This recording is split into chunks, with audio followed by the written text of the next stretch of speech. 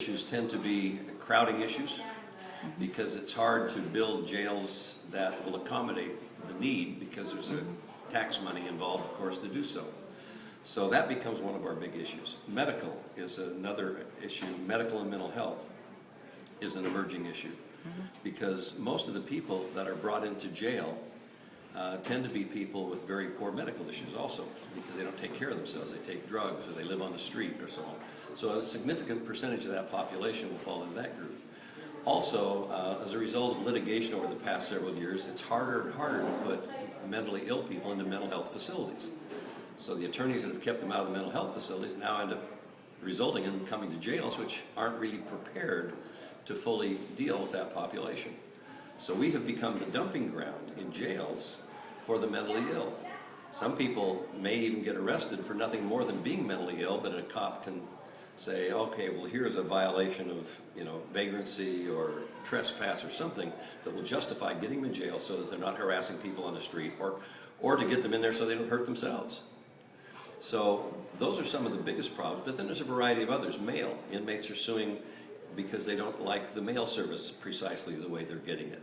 You have groups out there that actually create lawsuits on purpose by sending materials in that they hope you'll reject so that they can sue you. That's becoming a big problem around the country with some very big awards when people aren't prepared for that.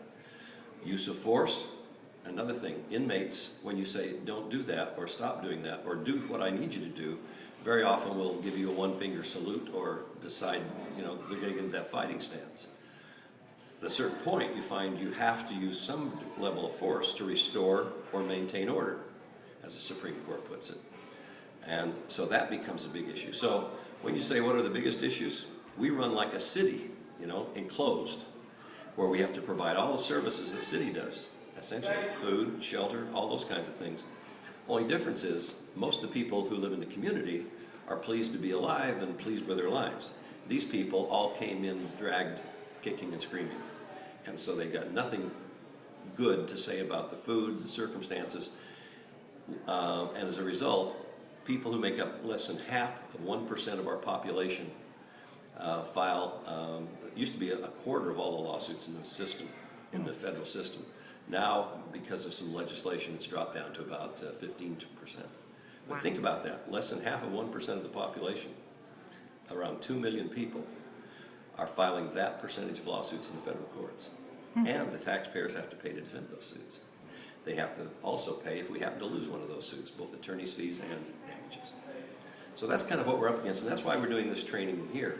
We want everybody to be fully prepared, or as prepared as they possibly can be, to anticipate the kinds of things that inmates will sue over, to know the things that they have to do to maintain a proper relationship with the inmates, to know that the things that the courts will come back after them if they don't do it.